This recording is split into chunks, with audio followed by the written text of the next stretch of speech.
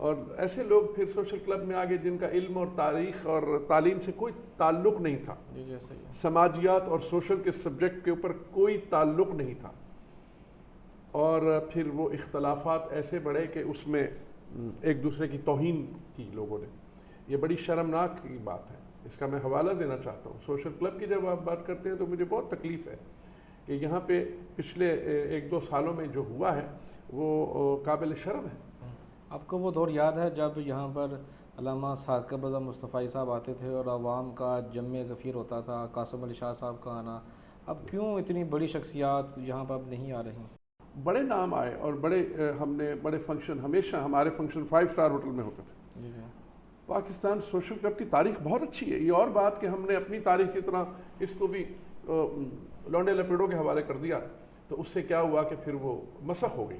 اور آپ کو میں بتاؤں کہ ہز میجسٹری جو ہمارے ہیں موجودہ سید حیثم بن طارق کو میں نے خود دیکھا PDO گراؤنڈ میں تشریف لائے. بالکل. یہ سوشل کلب جب ایک تخلیق پاتا ہے، ظاہر سی بات اس کے بہت سارے اخراجات ہیں. جہاں پہ بلڈنگ ہے اس کے رینٹ ہیں، الیکٹریسٹی کے رینٹ ہیں، واٹر ہے، پھر وہاں پہ جو امپلائی کام کریں گے، آفس سیکٹری ان کے کام کریں گے، اور ایونٹ بھی ہوں گے. جو سارے اخراجات ہوتے ہیں ان کو کور کرنے کے لیے سوشل کلب کے پاس کوئی انکم جنریٹ کرنے کا بھی کوئی پروسیس ہوتا ہے؟ ہاں، پاکستان سوشل کلب جو ہے صرف اپنے ریسورسز، یا تو وہ خود جو کلب کے ممبرز ہیں یا جو عام ممبرز ہوتے ہیں ان سے جو ممبرشپ فیس لیتے ہیں، اس کے علاوہ جو عہدیدار ہیں وہ کنٹریبیوٹ کر کے اس کا خرچہ چلا، یا پھر وہ ایسے ایونٹس کریں جو کہ منسٹری کی اپروول سے ہوں اور اس میں اگر کوئی پیسے بچ جائیں تو وہ اپنے پاس رکھیں اور اس طریقے سے وہ انکم جنریٹ کریں اور وہ کلب کو چلائیں. ظاہر ہے کلب کا دفتر ہے، کلب کے اسٹاف، ملازمین، بجلی، پانی، یہ جو اخراجات سب وہ اسی سے اپنے ریسورسز خود کریں. قانون میں سختی سے منع ہے کہ عمانی جو کلبز ہیں سوشل کلبز، اس سے غیر ملکی فنڈنگ نہیں ہو سکتی. آپ باہر سے کوئی پیسہ نہیں منگوا سکتے. ٹھیک ہے. اور نہ بھیج سکتے. یہ بہت سختی ہے. صحیح. لیکن یہیں پہ ماشاءاللہ ہماری کمیونٹی تو بڑی ویل ٹو ڈو کمیونٹی ہے، بڑی کمیونٹی ہے کہ وہ پیسے اپنے اکٹھے کرتے ہیں اور پھر اس کو چلاتے ہیں. ٹھیک ہے. یہ تو ہے کمیونٹی کے حوالے سے جو سوشل کلب کرتا ہے. پھر سوشل کلب جس طرح آپ نے کہا کہ 4 بڑے ہوتے ہیں، پھر ہم آپ نے شروع میں ذکر کیا ونگز کا، جس طرح کہ میں بھی یوتھ ونگ کا حصہ رہ چکا ہوں، لٹریری ونگ ہے، ڈفرینٹ لیڈیز کے لیے الگ سے ونگ ہے. یہ ونگز کیوں ہوتی ہیں؟ دیکھیے، کسی بھی ادارے کو چلانے کے لیے اس کو آرگنائز کرنے کے لیے، جیسے اگر آپ نے کوئی ایک لٹریری ونگ بنا دیا تو اس میں ظاہر ادب اور اس کے بارے میں جیسے لٹریچر سے ریلیٹڈ جو لوگ ہیں وہ اس میں آپ نے منسلک کر دی کہ ان کے یہ شعبہ ہیں تو اس شعبے کا اختصاص ہے تو وہ کریں. اگر سپورٹس کی کوئی کمیٹی بنا دی آپ نے تو وہ ایک سپورٹس کو وہ ہینڈل کریں. اب سپورٹس کے ایونٹ ہیں ہمارے ہاں، جیسے کرکٹ کے ایونٹ ہوتے تھے تو اس میں ہمارے کچھ لوگ جو کرکٹ میں شروع سے ہی ان کی بڑی خدمات ہیں. میں ذکر کروں گا خاص طور پہ پاکستان کمیونٹی میں ایک سٹیج پہ ہماری سپورٹس کا یہ لیول تھا کہ یہاں پہ ظہیر عباس آئے کھیلنے کے لیے. اچھا، ماشاءاللہ. یہاں پہ آپ کی پاکستان کی ٹیم کھیلنے کے لیے آئی. اور آپ کو میں بتاؤں کہ ہز میجسٹری جو ہمارے ہیں موجودہ سید حیثم بن طارق کو میں نے خود دیکھا PDO گراؤنڈ میں تشریف لائے. بالکل. اور سید عباس بن فیصل تھے ایک مرحوم، ان رائل فیملی کے بہت بڑے بزرگ، تو مجھے یاد ہے 80s میں بہت شوق رکھتے تھے، خود تشریف لاتے تھے. اور سید توینی بن شہاب کو ہم نے بلایا، مرحوم یہاں کے ہمارے گورنر تھے مسقط کے. پاکستان کمیونٹی کرکٹ میں عمان میں بہت بڑا نام رکھتی تھی اور اینولی ایک ایونٹ ہوتا تھا بہت بڑا PDO گراؤنڈ میں. اور پھر ہمارے جو سوشل اور جو لٹریری ایونٹ تھے وہ کمال تھے. ہم لوگوں نے، میں اس زمانے خود سیکرٹری جنرل بھی رہا اور بعد میں خیر 2 دفعہ میں الیکشن کمیشن کا کمیٹی کا ہیڈ بھی ہوا، چیئرمین تھا.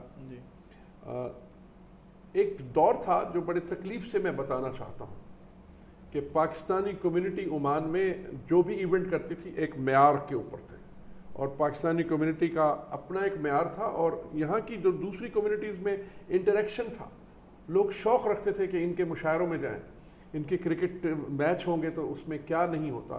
فوڈ کے سٹال لگے ہوئے ہیں، لوگ اپنی فیملیز کے پورا ڈے سپینڈ کرتے تھے اپنے بچوں کے ساتھ، کرکٹ کو بھی انجوائے کرتے تھے اور فوڈ کو بھی انجوائے کرتے تھے اور ایک سوشل انٹریکشن ہوتا تھا، ایک ماحول ہوتا تھا. فیملیز آ رہی ہیں، ایک دوسرے کو مل رہے ہیں، ایک اچھا ماحول.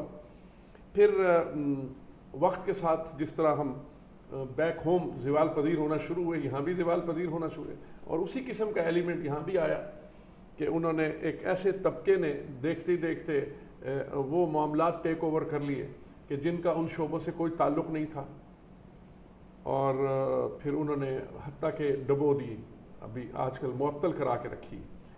بس وہ ایک خاص مخصوص مقصد کے تحت خود نمائی اور وہ ویڈیوگرافی کروانے کے لیے آ گئے لوگ. لیکن سوشل کلب بڑا نام تھا.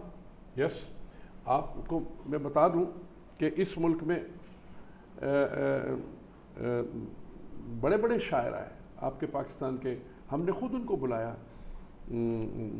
جس میں بڑے نام ہیں قتیل شفائی، احمد فراز، اور آپ کے وہ جو ہمارے جو بہت بڑے بینکر بھی تھے جنہوں نے لکھا جیوے جیوے پاکستان، وہ بھی تشریف لائے.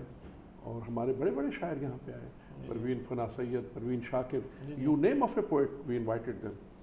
اور مقصود انور مقصود، انور مسعود، انور مقصود دونوں، معین اختر آئے، میڈم نور جہاں آئیں مرحومہ، اور نصرت فتح علی خان آئے، طارق عزیز صاحب بھی آئے، راحت فتح ہیں، طارق عزیز صاحب بھی آئے جہاں، بالکل طارق عزیز بھی آئے.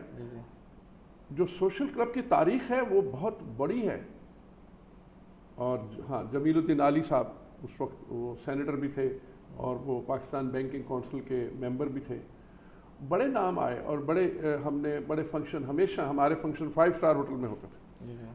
پاکستان سوشل کلب کی تاریخ بہت اچھی ہے. یہ اور بات کہ ہم نے اپنی تاریخ کی طرح اس کو بھی لونڈے لپیڑوں کے حوالے کر دیا، تو اس سے کیا ہوا کہ پھر وہ مسخ ہو گئی.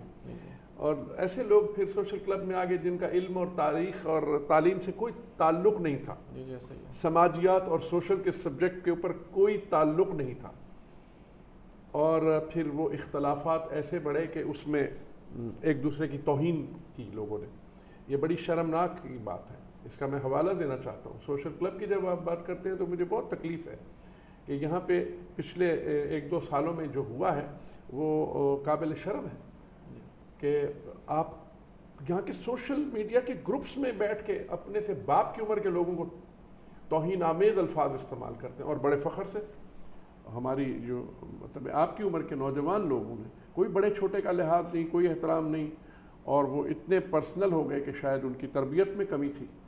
اور یہ سوشل کلب اب نہیں ہے، اب نہیں ہے، اب پتہ نہیں کب کھلتا ہے. آپ کو وہ دور یاد ہے جب یہاں پر علامہ ثاقب رضا مصطفی صاحب آتے تھے اور عوام کا جمع غفیر ہوتا تھا، قاسم علی شاہ صاحب کا آنا؟ اب کیوں اتنی بڑی شخصیات یہاں پر اب نہیں آ رہی؟ قاسم شاہ صاحب بھی آئے، ان کو بھی ہوسٹ کیا گیا، مصطفی صاحب کو بھی ہاں بہت بڑا فنکشن کیا. وہ بالکل بہت بڑے گراؤنڈ میں ایک بہت بڑا فنکشن ہوا.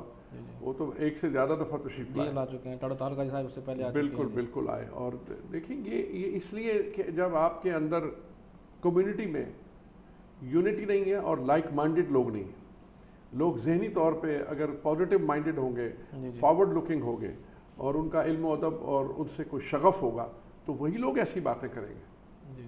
ورنہ پھر آپ ان لوگوں کو لے آئیں گے کہ جن کو سمجھ ہی نہیں کہ وہ ہوتا کیا ہے.